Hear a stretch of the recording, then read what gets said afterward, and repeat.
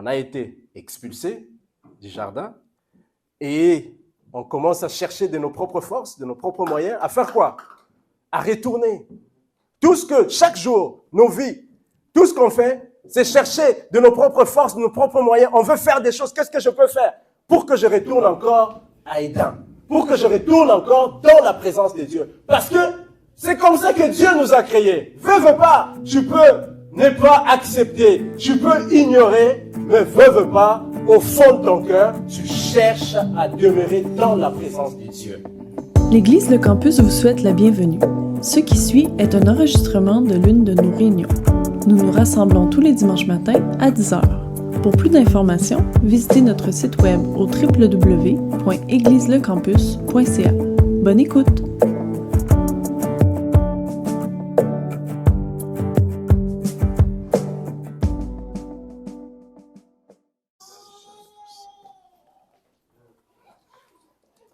Amen. Est-ce que vous êtes là ce matin? Est-ce que vous êtes là ce matin?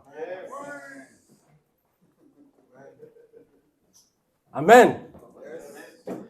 Merci Seigneur. Merci pour le souffle de vie. Est-ce que vous savez que c'est un dimanche important? Est-ce que vous êtes conscient qu'aujourd'hui c'est vraiment très important pour nous? Amen. Je voulais commencer par nous rappeler ce matin, quand je me suis réveillé, non seulement que j'ai révisé mes notes, mais aussi, je me suis rappelé que c'est aujourd'hui que Jésus est entré à Jérusalem. Amen. Pourquoi vous êtes triste ce matin? Il était reçu avec joie. C'était une entrée triomphale. Amen. Ouf. C'était une entrée triomphale de notre roi, Jésus-Christ, le Tout-Puissant, le Seigneur des Seigneurs. Il a fait son entrée à Jérusalem pour aller donner sa vie. Il a fait son entrée à Jérusalem pour nous donner le salut. Il a fait son entrée à Jérusalem pour aller tout donner pour toi, pour moi. Moi, à votre place, je vais acclamer. Oh Jésus, tu mérites la gloire, tu mérites l'adoration, tu es au-dessus de tout. Reçois toute la gloire, Jésus. Ce matin, on continue sur notre série sur l'adoration. Et je pense que c'est hier, j'étais en train de dire à Pasteur Steve que c'est comme si je suis figé. J'arrive pas d'avancer des sorties de la série. J'arrive pas à croire que on va juste finir et passer directement à autre chose. Je dis que j'ai appris beaucoup de choses. Et si vous étiez là la semaine dernière, on était vraiment en classe. On a appris des choses. On a pris des notes. Ceux qui n'étaient pas là, la bonne nouvelle, c'est que toutes les vidéos sont sur YouTube. Ça, c'est une bonne nouvelle. Donc, j'ai écouté ça à la maison, j'ai écouté ça dans la voiture, j'ai pris des notes. J'étais vraiment béni. Ce matin, je voulais commencer par le titre du message, c'est « Dans sa présence ». Amen. Dans sa présence. Je voulais commencer avec deux choses.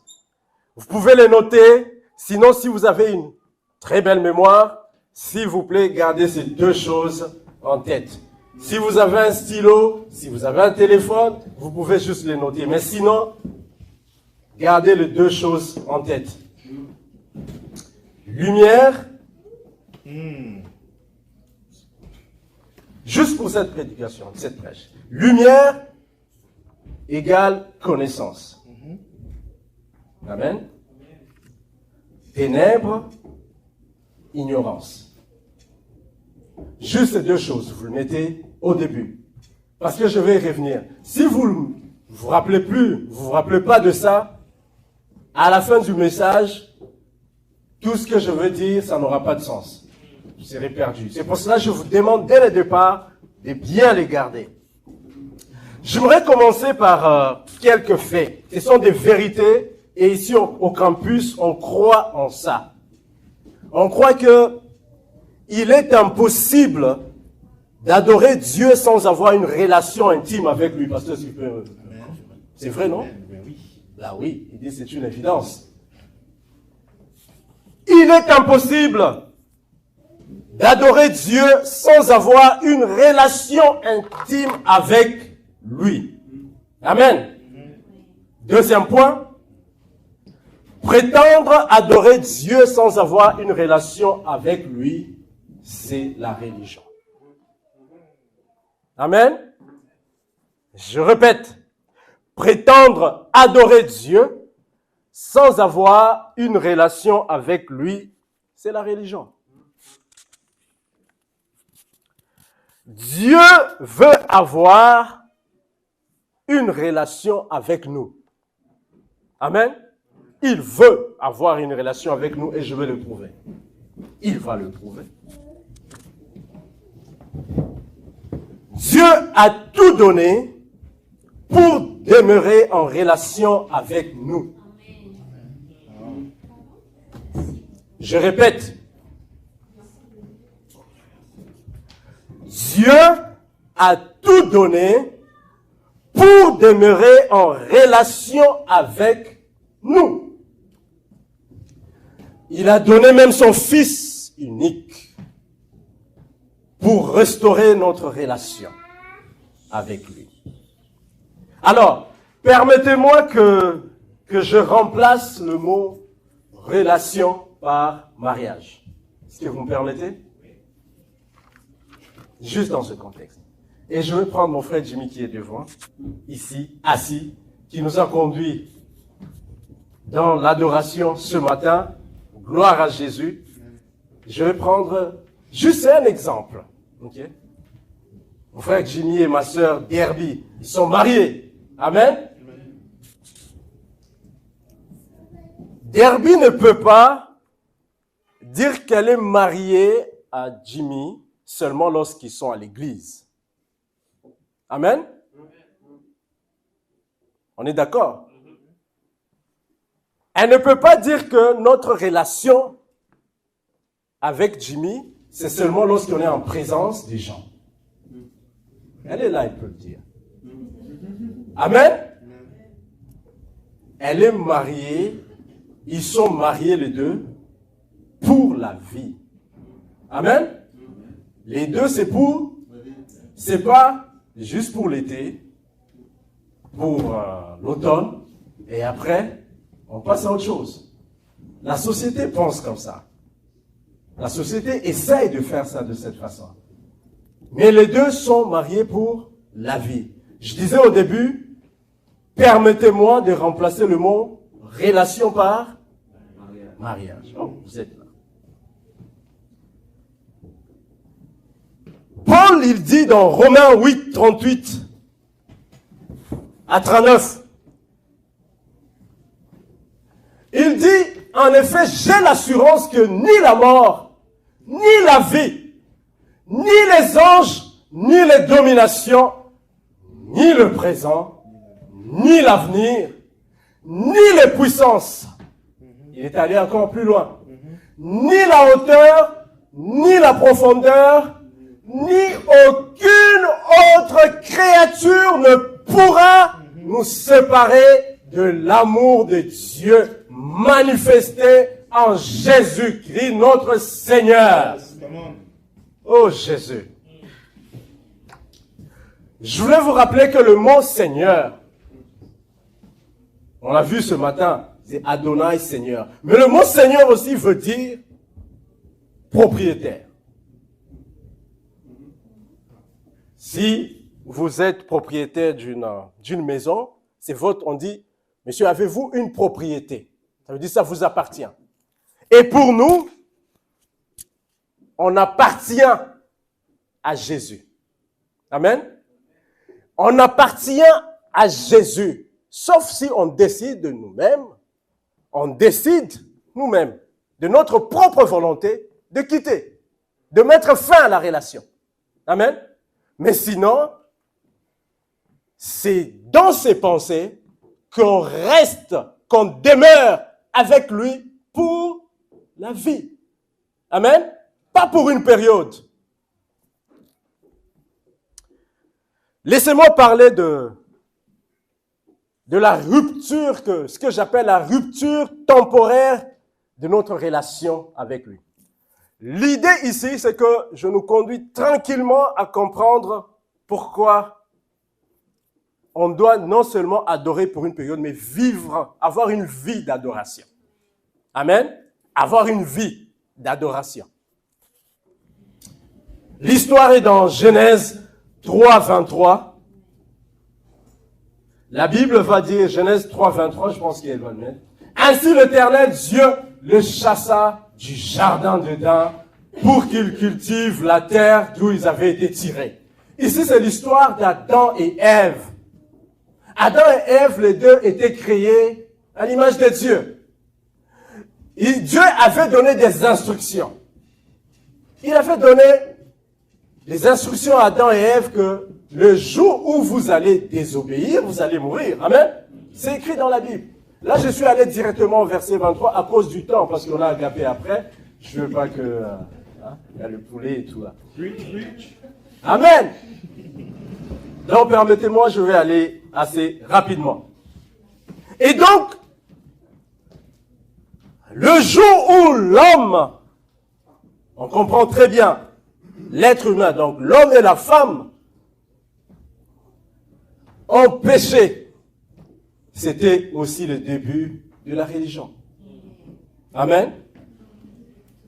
Dès ce moment-là, du moment où on a été chassé de la présence de Dieu, il faut mettre en contexte que le jardin d'Éden, c'est là où était la présence de Dieu. Le jardin d'Éden, c'était pas juste des fleurs, des arbres, des animaux, l'eau. Non, c'était un endroit où Dieu demeurait d'ailleurs. Adam et Ève se réveillaient le matin, il était en présence de Dieu. Il dormait, il était en présence de Dieu. Il était en présence de Dieu en tout temps. En été, en hiver, pas d'hiver, heureusement, parce que elle vient de me rappeler qu'il n'y avait pas d'hiver, heureusement, parce que ils n'avaient pas de vêtements. Amen. Amen. Parce que si c'était au Québec, oh, ta grâce, Jésus, ta grâce. Ça allait être difficile. Donc, dès ce moment-là, nous avons commencé à chercher le chemin de retour. Parce qu'on a été expulsés de la présence de Dieu. On ne méritait plus. Et je tiens à rappeler que Dieu, le mot qu'il avait utilisé, que le jour où vous allez désobéir, vous allez mourir. Mais en les chassant, ça signifiait aussi que lorsque on est en dehors de la présence de Dieu, on est mort. Spirituellement mort. Amen. Dès ce moment-là, nos pensées ont commencé à s'éloigner de plus en plus des pensées de Dieu. De ce jour-là, l'homme a ouvert la porte à l'idolâtrie. Dès ce jour-là, il y a plusieurs événements qui sont passés. Et c'est ce jour-là, oh Jésus, l'acte de décès spirituel a été imprimé. Oh Seigneur. Que Jésus a déchiré. Gloire à Jésus. Gloire à Jésus. Alors, moi je me disais, pendant que j'étais en train de préparer le message, je cherchais la face de Dieu. Je disais, mais de tous ces événements, tu es en couple avec une personne et que cette personne-là désobéit tout le temps, pas une seule fois, tout le temps. Tout le temps. Les êtres humains, si je viens, je ne parle pas de marier, les gens qui se côtoient, très souvent, arrivé à un certain stade, qu'il y a tout le temps des problèmes, on peut donner des conseils en disant, c'est mieux que c'est sûr que Dieu n'est pas dans ça, c'est mieux de laisser cette relation. Pire encore, les mariés, ceux qui s'appellent en tout cas dans ces sociétés mariés, quand ils ont des problèmes, que ce soit quand ils se respectent pas, il y a des gens qui font quoi? Qui se séparent. Amen. Donc Dieu, c'est la seule personne qui avait toutes les raisons de dire que je me sépare avec toi éternellement. Il pourrait le faire, mais non, il ne l'a pas fait. Il ne l'a pas fait. Parce que il veut garder, j'ai commencé au début en disant qu'il veut garder une relation avec nous. C'est une relation éternelle. Parce qu'une fois on est en dehors de sa présence, c'est quoi? C'est aussi la mort éternelle. Dans sa présence, c'est la vie éternelle. On est d'accord?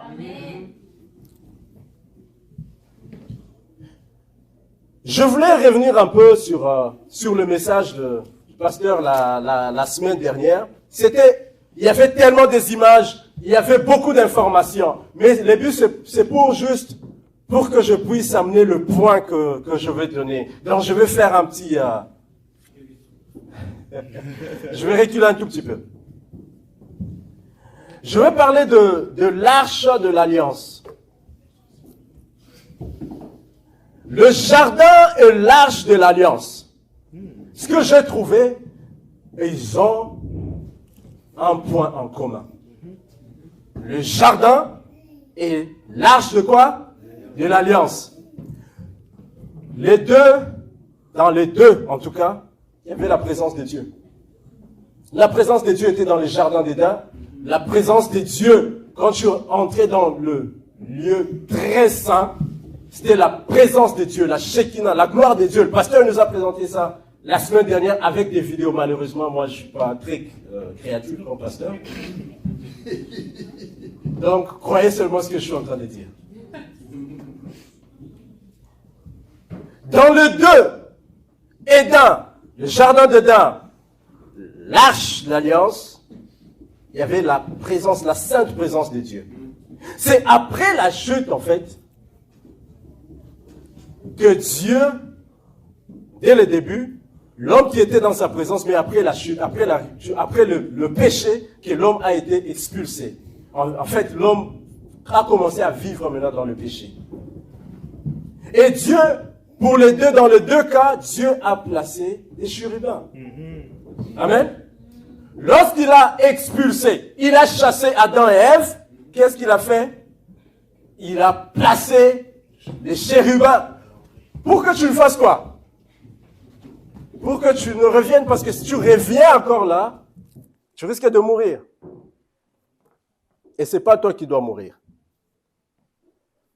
L'arche de l'alliance, avec les images qu'on a vues, en tout cas, j'ai vu des chérubins sur l'arche de l'alliance. Alors, cette histoire, vous allez retrouver ça dans Hébreux 9, 1 à 9. On a des vidéos sur YouTube. Vous pouvez y revenir. Mais ici, je voulais nous parler le pasteur nous parlait des étapes que l'homme, que le sacrificateur devrait franchir avant d'aller jusqu'au lieu très saint. Amen. Je tiens à rappeler que on a été expulsés du jardin et on commence à chercher de nos propres forces, de nos propres moyens, à faire quoi? À retourner. Chaque jour, nos vies, tout ce qu'on fait, c'est chercher de nos propres forces, de nos propres moyens. On veut faire des choses. Qu'est-ce que je peux faire pour que je retourne encore à Éden? Pour que je retourne encore dans la présence de Dieu. Parce que c'est comme ça que Dieu nous a créés. Veux pas, tu peux ne pas accepter, tu peux ignorer, mais veux pas, au fond de ton cœur, tu cherches à demeurer dans la présence de Dieu. Amen. C'est une réalité. Et donc, temporairement, Dieu a trouvé des solutions. Il a dit, je ne peux pas juste les abandonner. Parce que si je les abandonne, c'est la mort éternelle. Il a prévu des solutions qui sont temporaires. Bon, les religieux ont fait de ça des solutions permanentes. C'est des solutions temporaires. Amen. Il nous avait parlé de quoi? Il y avait 3 étapes. Il nous avait parlé du parvis. Le pasteur nous a parlé de le lieu saint. Si vous avez pris vos notes, le lieu très saint. Si vous avez pris vos notes. En effet, dans le parvis était accessible à tout le monde. À tout le monde. Le lieu saint, le sacrificateur y entrait en tout temps pour les services. Et le lieu très saint, le souverain sacrificateur. Je reviens sur l'exemple de Jimmy et ma sœur Derby. Oh, je vous ai aujourd'hui. Je peux aller chez eux ou on peut, en tant qu'église, on peut décider d'aller les voir. Amen. On rentre chez eux. Il y a sûrement des coins dans leur maison que c'est pas accessible à tout le monde. Amen. C'est pas accessible à tout le monde. Même si je dis 10 000, c'est pas, à moins qu'il y ait des déménagements ou des choses comme ça. Le parvis, c'était accessible à qui? À tout le monde. Tout le monde. Tout le monde. Personne ne peut nier que... Il y a des gens qui peuvent dire que Dieu n'existe pas. Il y a quand même juste, tu peux voir la nature, tu peux voir beaucoup de choses. Tu peux même entendre un message. On essaie juste d'être dur, de ne pas accepter et d'ignorer. Mais les faits sont là que Dieu existe et on a accès à cette connaissance que tout le monde a. Amen. Donc si on part chez eux, on aura accès, sûrement peut-être si c'est en été, à l'extérieur, dans le jardin, peut-être dans le salon. Mais il y a des endroits où les deux peuvent faire venir des gens qui font plus confiance. Je parle de quelqu'un d'Amazon qui vient livrer un colis, il reste dehors. Tu récupères le colis, vas-y. Mais ça peut être un frère ou une soeur qui te dit, viens, je vais prendre un café avec moi, qui peut entrer à l'intérieur. C'est une personne avec qui ils ont une relation. Vous voyez, j'ai parlé tout à l'heure que c'est une question de relation. Dieu veut garder une relation avec nous en tout temps. Et si les deux ont une relation avec Prince qui vient chez eux, ils vont dire, ah Prince, comment vas-tu? Viens. Viens, on va prendre un café. Viens, on va manger ensemble. Mais il y a encore des coins où c'est juste les deux. Par exemple, la chambre. Amen. Par exemple, la chambre. J'ai parlé tout à l'heure relation, permettez-moi de remplacer le mot relation par mariage. Les deux, il y a des choses que ils ne peuvent pas se dire en public. Même si ils sont énervés, ils ne vont jamais le dire en public. Il y a des choses qu'ils gardent seulement lorsqu'ils sont deux en secret. Amen. C'est bien de venir, on chante ensemble, on adore ensemble, on fait tout ensemble. Mais Dieu, au-delà de tout ça, il veut aussi une relation personnelle avec toi. Ou c'est juste toi et lui. Ou c'est juste toi et lui, vous fermez la porte que aujourd'hui, on va le faire. On va s'en parler. Aujourd'hui, je ne veux pas quitter de la même façon. Aujourd'hui, je veux que les choses changent. Aujourd'hui, je veux vraiment ta présence. J'ai vraiment soif de toi, Seigneur. Amen. Donc, je disais que il s'agit de quoi? D'une relation. Et les deux, ils ont de coins où ils maintiennent cette relation-là. Amen. C'est pour ça que je nous encourage. Au campus, on encourage toujours que oui, on adore ensemble. Oui, il y a des prières collectives. Mais il faut avoir aussi la vie de prière personnelle. Amen. Un jour, Pasteur Steve, il avait laissé son écran. J'étais avec lui. Il a laissé son écran. J'ai vu des programmes de prière qu'il a personnels. Rien à voir avec le programme de l'église. Rien à voir. Et tu vas voir que dans son prière, il a mis dans son agenda. Il a des moments personnels. Amen. J'avance. Et Pasteur Steve, la semaine dernière, il avait dit, les lumières aussi étaient différentes. Ça veut dire, ce qui est à l'extérieur, c'était des lumières naturelles, le soleil et tout. Mais plus tu avançais, je vais aller rapidement, parce que vous allez voir sur YouTube, dans le lieu très saint, il nous avait mentionné qu'il n'y avait pas de lumière parce que c'était la présence des dieux qui éclairait ce qu'il voulait éclairer. Ici, je vais aller rapidement. Je vais donner deux illustrations, deux exemples. Le premier exemple, c'est dans Jean 4, 15, verset 23. Est-ce que vous êtes là? Amen. L'histoire, c'est l'histoire de la femme samaritaine. Est-ce que vous connaissez l'histoire? Je vous résume rapidement l'histoire. Jésus venait d'un village avec ses disciples. Amen. Il venait d'un village avec ses disciples et ils sont arrivés, il était tellement fatigué qu'il est allé s'asseoir à côté d'un puits. Il était juste assis, il était fatigué. La Bible dit qu'il était fatigué. Amen. Et il était assis. On dit que c'était à la 6e heure. 6e heure, je pense 12 heures. 12 heures. À midi, il faisait chaud. Et là, il y a une femme, on appelle la femme samaritaine. La femme samaritaine, elle vient puiser de l'eau.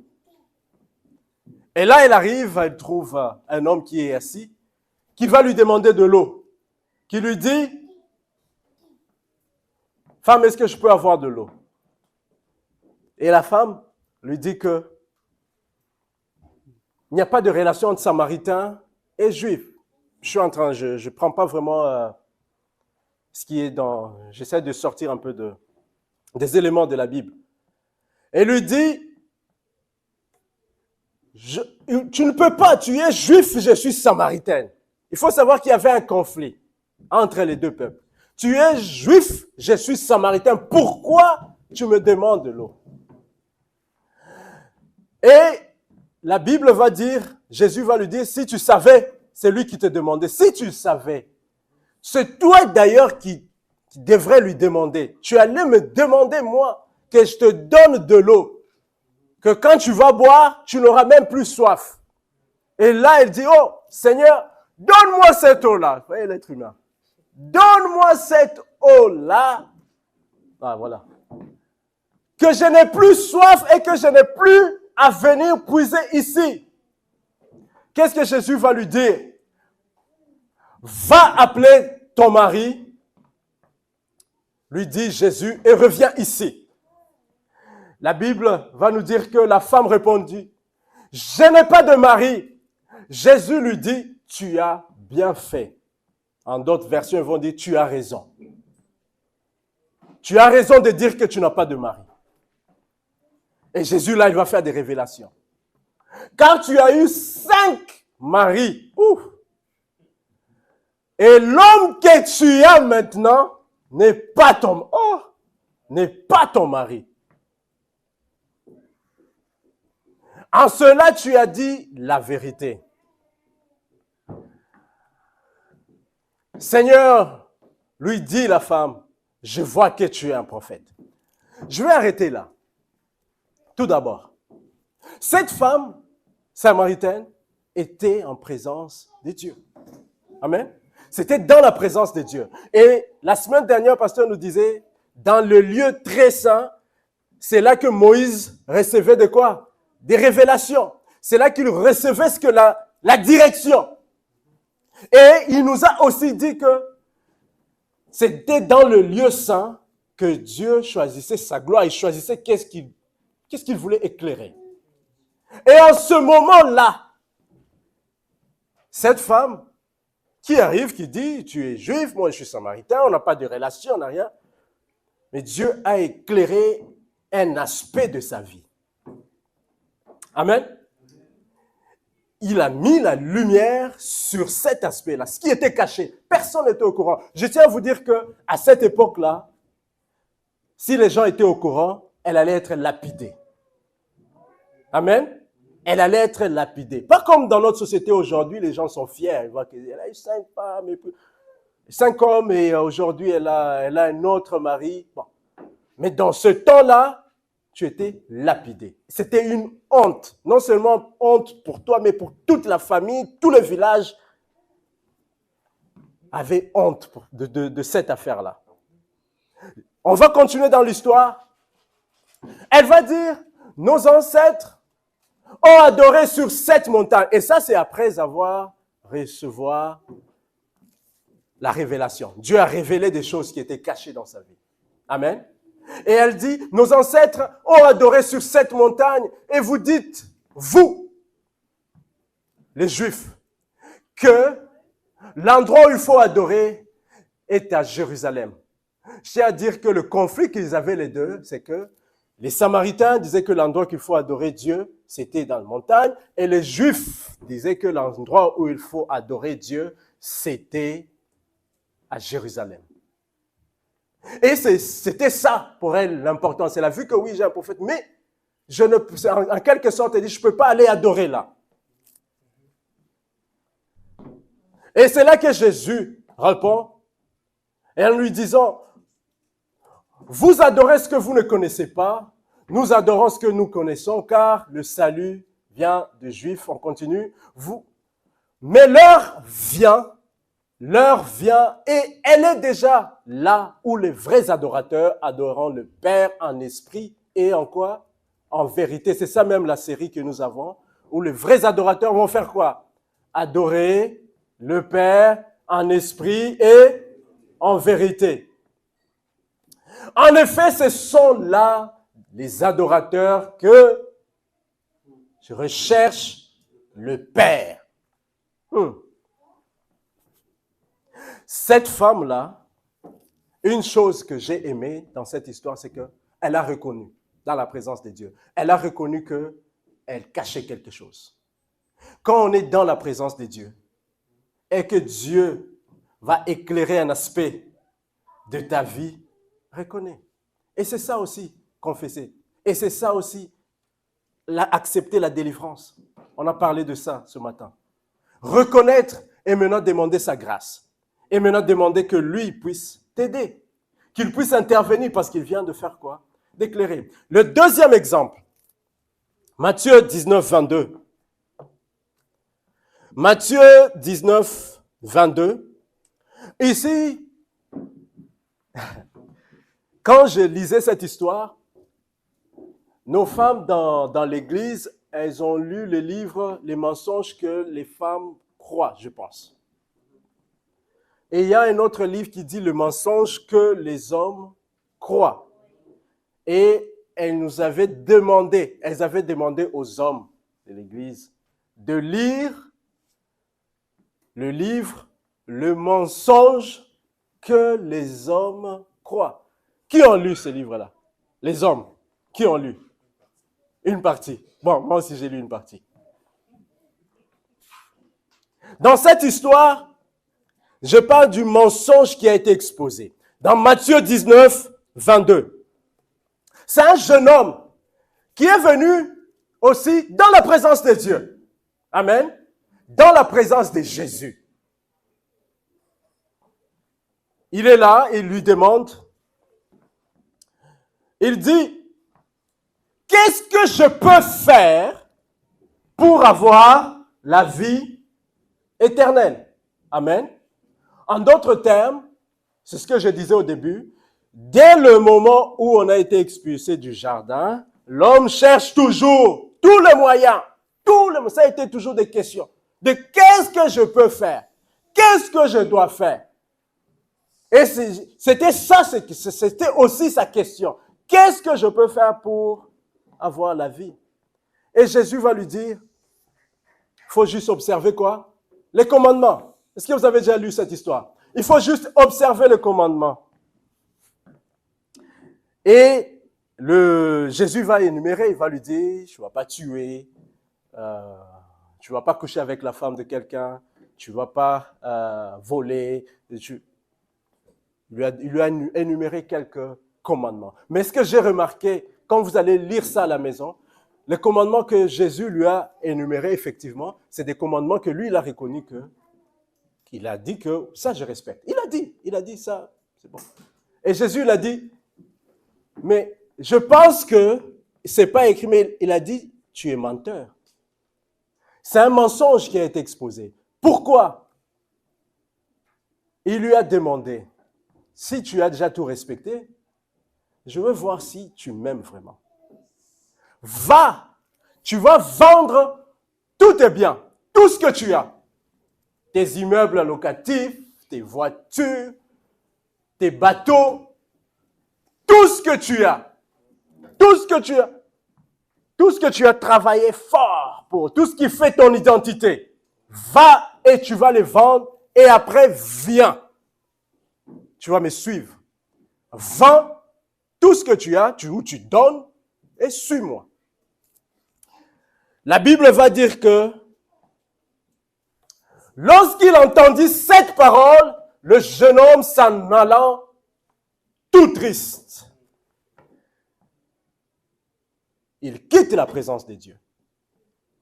Parce que le premier même commandement, il n'a pas respecté. Parce que tu n'auras pas d'autre Dieu devant ma face.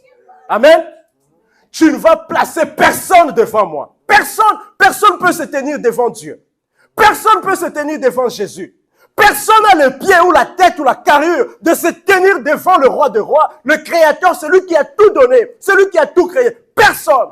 Et c'était ça la première chose. Et même dans cette série, Pasteur Steve l'avait dit, l'adoration, c'est mettre Dieu à la première place. Amen. C'est mettre Dieu à la première place. Lorsque tu entres dans la présence de Dieu, est-ce qu'il est vraiment à la première place de ta vie? C'est la question qu'il faut poser. Est-ce qu'il prend vraiment la première place? Dans Exode 23, tu n'auras pas d'autre Dieu devant moi. Pour ce jeune homme-là, la possession, les biens qu'il avait, prenaient une grande place, occupaient la première place. Il n'était pas capable de les laisser partir, de les lâcher prise, d'abandonner, de sacrifier, si on va parler du sacrifice. Il y a des domaines de la vie, c'est facile de sacrifier. C'est facile de passer devant et dire que je n'ai jamais tué. C'est facile. C'est facile de passer devant et dire que je n'ai jamais égorgé ou je n'ai jamais volé. C'est facile. Mais il y a des domaines de notre vie, des aspects de notre vie qui sont secrets pour nous, que c'est difficile. Et même dans la présence de Dieu, tu refuses de les sacrifier. Ce jeune homme-là, pourquoi il était triste? Parce qu'il savait que juste pour ça, là, je préfère ne pas aller avoir la vie éternelle. C'était ça. Il refuse. Il dit que pour ça, mais bien, j'ai travaillé fort, j'ai tout donné. C'est ça qui a même bâti mon identité. Je suis pas capable de le mettre, juste donner aux gens. J'ai travaillé fort et je donne aux gens. Et je vais aller le suivre. Et Jésus n'avait pas l'apparence de quelqu'un de très riche. Si c'était Bill Gates qui vient qui me dit, va vendre ta voiture en passant, je dis c'est à crédit. Bon, je retourne ça, tu vois. J'ai rien à perdre. Et il me dit, Bill Gates, il me dit, viens, suis-moi. Oh! Mais c'est des statues partout. Je mets tout de suite, ben, écoutez, là, je vais me changer mon profil, suiveur de Bill Gates. Amen. Suiveur de Bill Gates. Mais quand il voyait en apparence Jésus, la Bible va même dire en Ésaïe qu'il n'attirait pas. Amen. Il n'avait pas de choses de bling, des choses que tu pouvais voir, tu dis, waouh, il n'était pas dans l'apparence. Dieu n'est jamais dans l'apparence, dans les paraître. Il n'est jamais dans ça. Dieu, c'est dans l'être, dans le cœur. Lui, c'est toujours le cœur, c'est ça. Et pour ce jeune homme-là, il a regardé l'apparence, il a vu, il a dit, non, je ne suis pas... Pour tout ce que j'ai, et mettre de côté pour le suivre, non. Que ça soit un enseignement pour nous. Je veux conclure. Je voulais conclure en disant que nous devons reconnaître que nous avons tous une maladie. Amen. Ou une faiblesse. Moi, j'appelle ça une maladie. Nous avons tous. Bon, si vous dites que non, Luc 5, 31, 32. Jésus prit la parole et leur dit, ce ne sont pas les gens en bonne santé qui ont besoin de médecins. Mais qui? Les malades. Si tu pars aux urgences, si tu pars à l'hôpital ou si tu contactes le 811, c'est parce que tu es malade. Si tu viens tous les dimanches, tu adores Dieu, tu pries tout le matin, c'est parce que tu reconnais que tu es quoi? Malade. Et tu veux que le médecin puisse faire quoi? Te guérir. Le rôle du médecin, c'est quoi? C'est guérison. Tu pars devant le médecin et lui aussi commence à se plaindre. Ouais, moi aussi j'ai la même maladie et j'arrive pas, ça fait... Amen. Le médecin, peu importe, même s'il a déjà eu la même maladie, lui, il va juste te soigner. Il va commencer par quoi? La requête de quoi? L'analyse de quoi? De ton sang. Amen. Parce que les maladies sont dans quoi? Dans le sang. Ceux qui ont fait soins infirmiers ou même qui ont eu le cours de biologie peuvent le dire. C'est dans le sang. Et je ramène ça un peu de l'aspect spirituel. Notre péché, il fallait que le sang soit versé. Amen. Il fallait qu'on puisse vider notre corps du sang qui est impur, affecté, malade, des maladies chroniques, des choses que tu n'es plus capable de changer. Le médecin, il dit qu'on va analyser cette affaire-là. Je veux mettre la lumière. Et non seulement ça, il va mettre son sang. C'est son sang qu'il va mettre. Il fallait que le sang soit versé.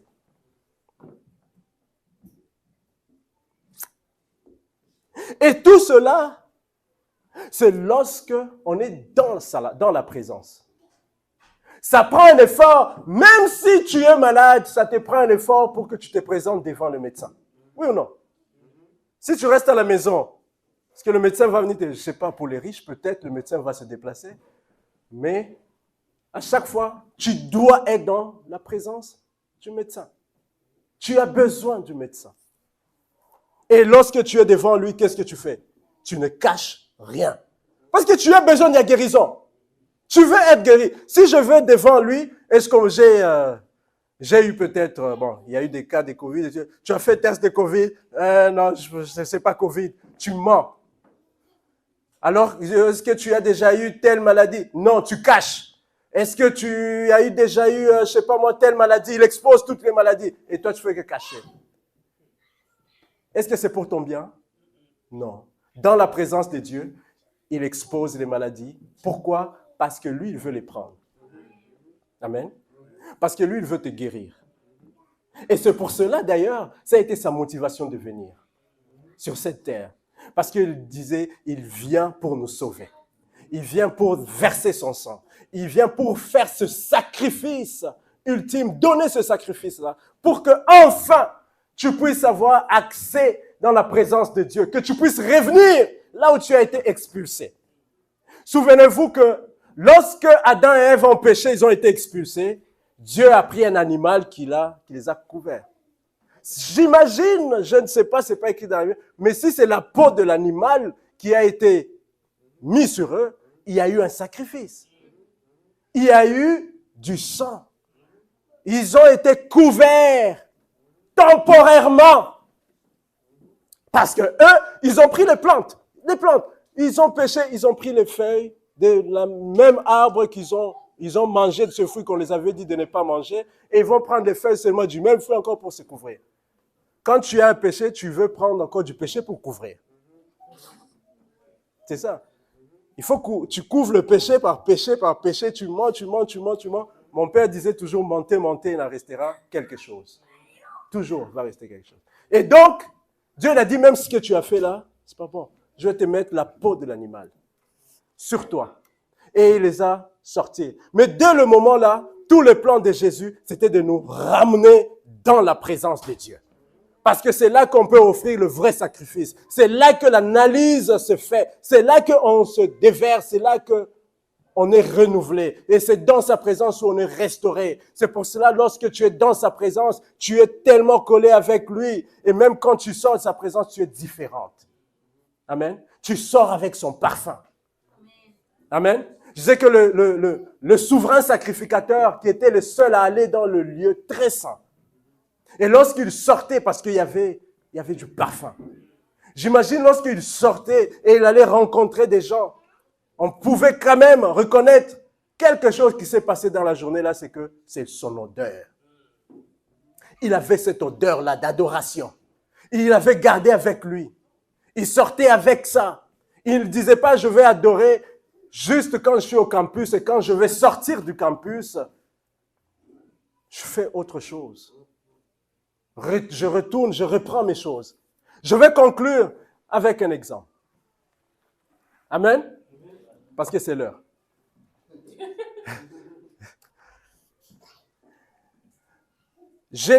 En grandissant, je n'ai jamais aimé voyager. Et même ma femme le sait. Maintenant, elle m'encourage et là, de plus en plus, bon, je commence à aimer. Mais en grandissant, je n'ai jamais aimé voyager. Pourquoi? Quand c'est les vacances, je reste à la maison, j'ai mes amis, je joue, je fais tout. Mais j'ai un frère. Lui, il aimait voyager avec mon père. Parce que quand il disait, c'est le temps de vacances, ils vont voyager, ok. Moi, il savait déjà que Prince va rester à la maison. Et eux, ils vont voyager.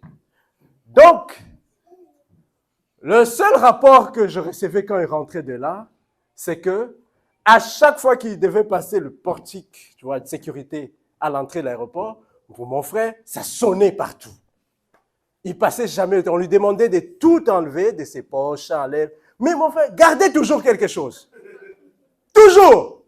Et mon père, ça l'énervait parce qu'il disait, mais c'est pas possible. Il passe. Et maintenant, on sait que quand on veut passer ce portique-là, quand on veut passer, on demande d'enlever les chaussures, on enlève des téléphones, on enlève tout, on dépose de côté. On dépose tout pour qu'on fasse quoi? Passer. Et moi, pendant qu'on me racontait cette histoire, je dis, mais ce serait mieux que papa lui-même puisse passer, aller enlever, vérifier qu'est-ce que tu as dans tes poches, enlève, je les prends, je mets de côté, allez, viens avec moi. Et c'est ce que Jésus fait avec nous. Amen. C'est ce que Jésus fait avec nous. Si on essaye de nous-mêmes retourner devant Jésus, ça sonne partout. On ne peut pas le voir. Ici, au campus, il n'y a pas de portique qui détecte le péché.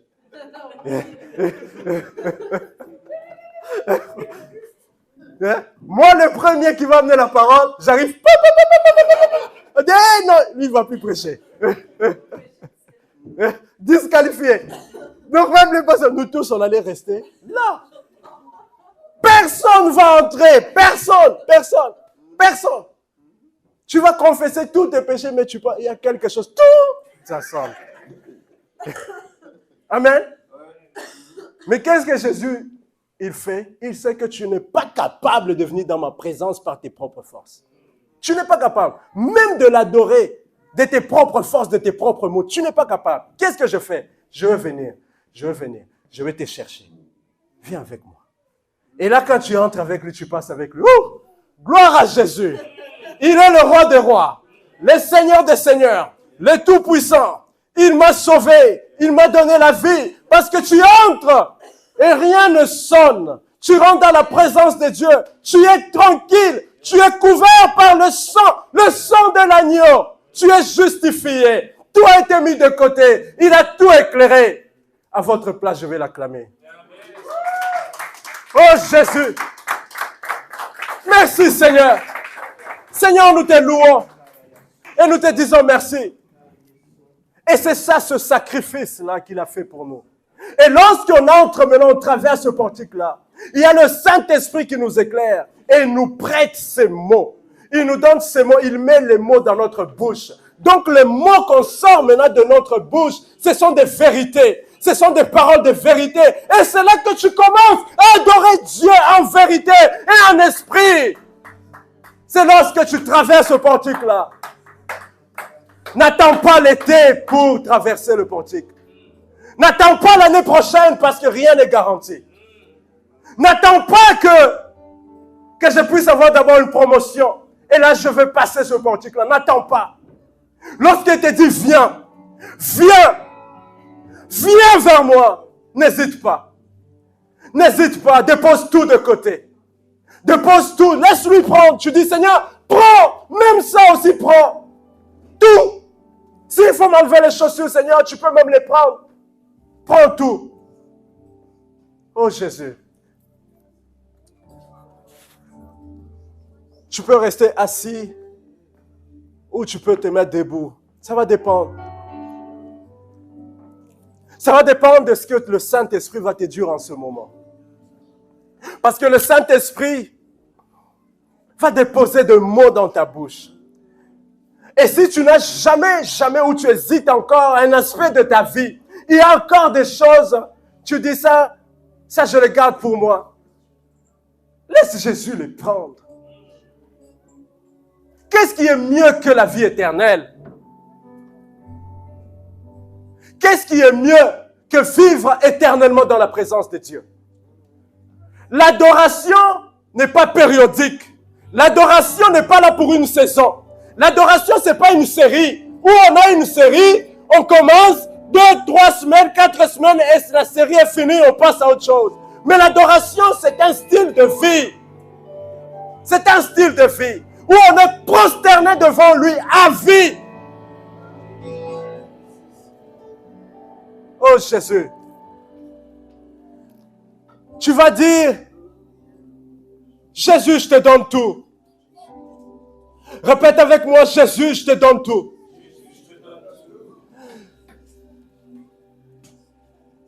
Et si tu as le courage, tu dis, ça aussi, parce que je ne sais pas, il y a quelque chose que tu as peut-être, tu gardes. Tu dis, ça aussi, je te donne. Viens prendre tout.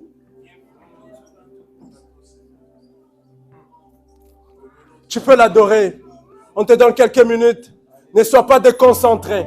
Ne sois pas déconcentré. Commence à adorer Dieu de tes propres mots. Commence à élever Jésus en vérité et en esprit. Si tu parles en langue, tu peux parler. Adore ton Dieu. Tu vas lui dire merci pour le salut. Tu vas lui dire merci de t'avoir affaire, de t'avoir accédé à sa présence. Tu vas lui dire merci. Tu vas lui dire merci pour le sang. Tu vas lui dire merci pour le sacrifice qu'il a fait.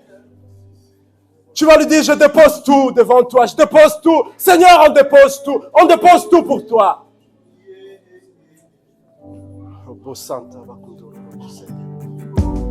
Nous sommes heureux d'avoir pu partager ce moment avec vous. Nous vous invitons à vous joindre à nous dimanche prochain pour vivre un temps de célébration et d'échange avec des gens comme vous. En attendant, nous vous invitons à aimer notre page Facebook, le Campus MTL, et à visiter notre site web au www.égliseLecampus.ca.